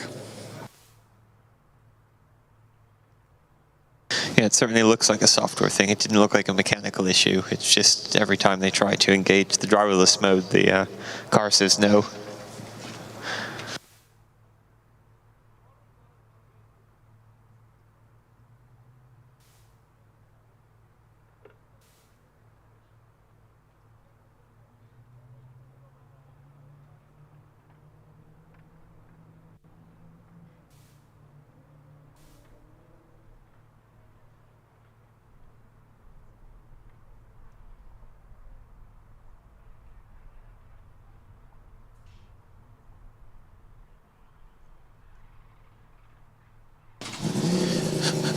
Well, this time Austin, they have fired up their engine. I think the only combustion car we've seen this year in the driverless class. Yeah, we saw them very briefly yesterday in the autocross. The car drove about 10 meters. It took off fine and then sort of veered off to the left. Hopefully they can get a bit further today.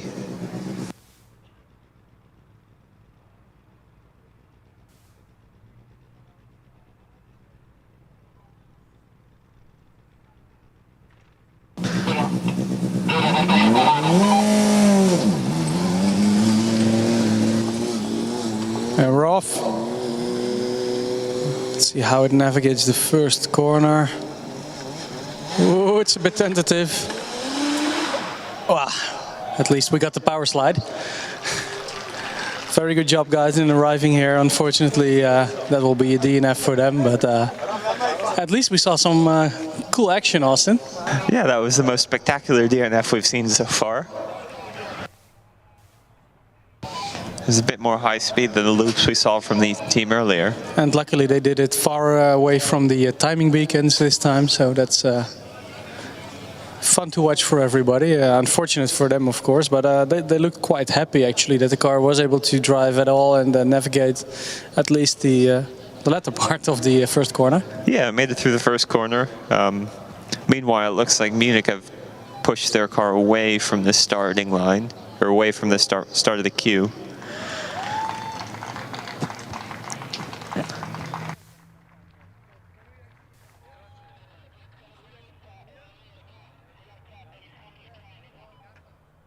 So at the moment, there's no cars in the queue. There are 3 or 4 cars which were on the run order who haven't shown up. Maybe we can ask Mickey, who is a little bit more up close where the cars are lining up.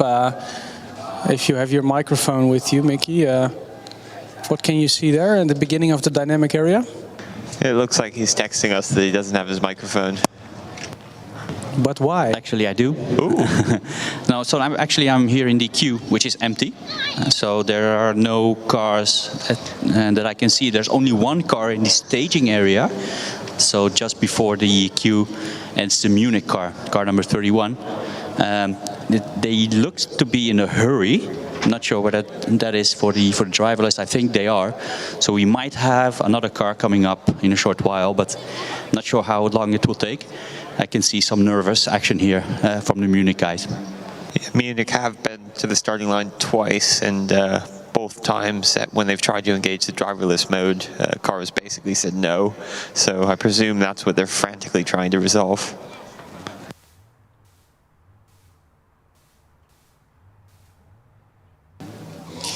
This is also the point in time where I'm starting to wonder how long that the event will remain open. It might be that they elect to wait to give Munich one last try if they are able to do so within a certain amount of time. But yeah, Austin, we've seen most cars, but we're still missing a couple, right? We are, yeah. I'm just speaking to one of the officials. The cars that we haven't seen are car 21 from Terrassa, car 33 from ETH Zurich, car 63 from NTNU Trondheim, and car 99 from RWTH Aachen.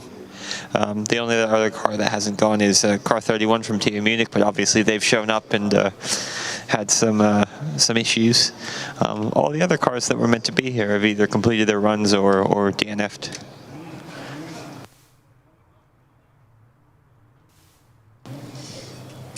I also think that the officials are now setting up the autocross track. I don't know if you can see up close, Mickey, what's happening there, or are you just rearranging the test track?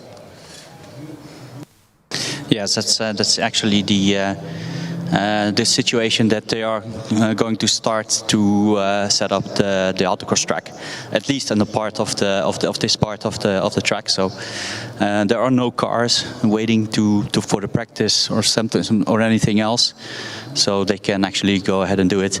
And I think the Munich guys are still not quite ready, so I'm not sure whether that means that the track drive is finished or not. I think they will be given a couple of more minutes, but I think that's a little bit questionable.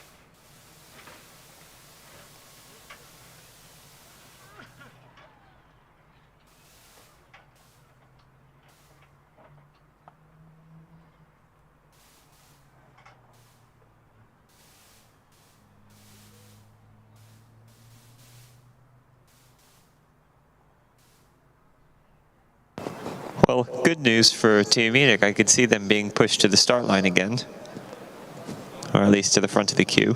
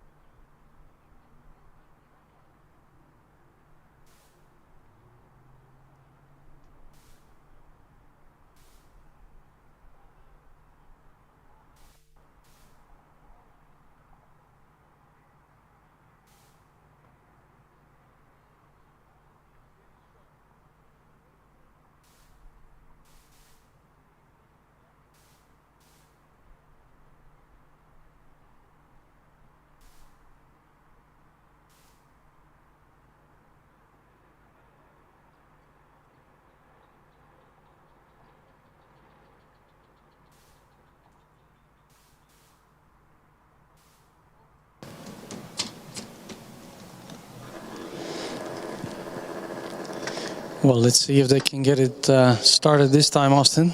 Let's make some room for them. They will come here. I fear for the laptop if it doesn't. Yeah, I was thinking the same thing after they pushed the car back the last time.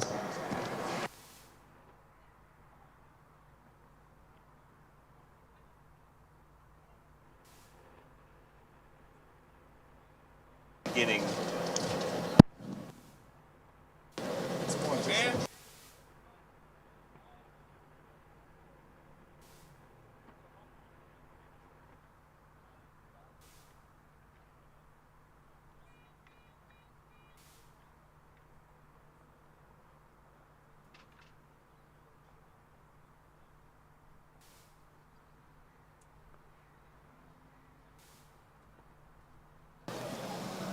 So we briefly saw the autonomous light come on, Austin. Immediately turned off again. Ah, it's armed. Here we go. Well, that's this next step in the process. We haven't seen this today from them. So at least they have the first step completed.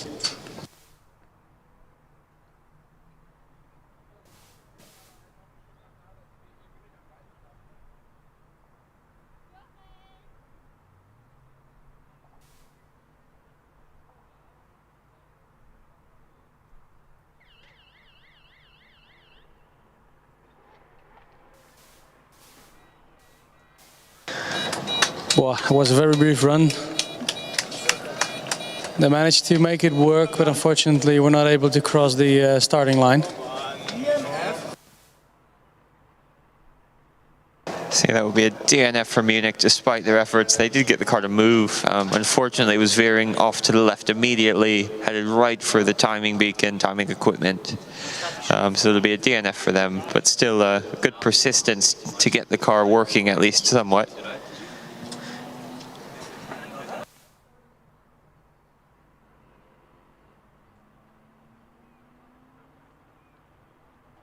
And with that run from Munich, I can confirm, after consulting with the officials, that this is the end of track drive here at FSG 2022.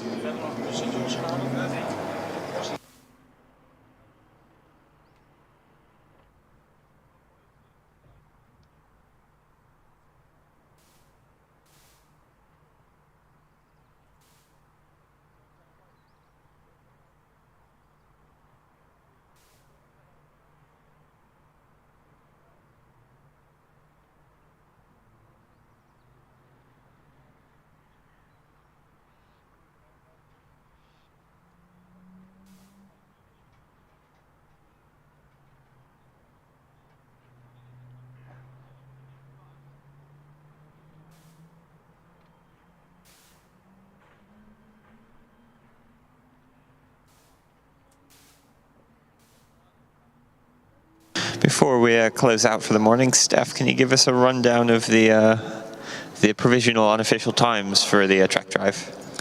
Yep. Fastest car of the day was Starkstrom Augsburg with just over 200 seconds to 1.8 seconds.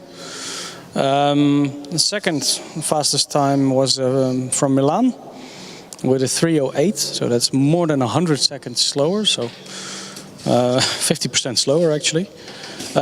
Close up there is Lisbon. They drove a 3:13 seconds, so 3:13 seconds, so that's quite close with Milan. I wasn't paying attention on the cones, but I think I saw. Did we see cones for those two cars?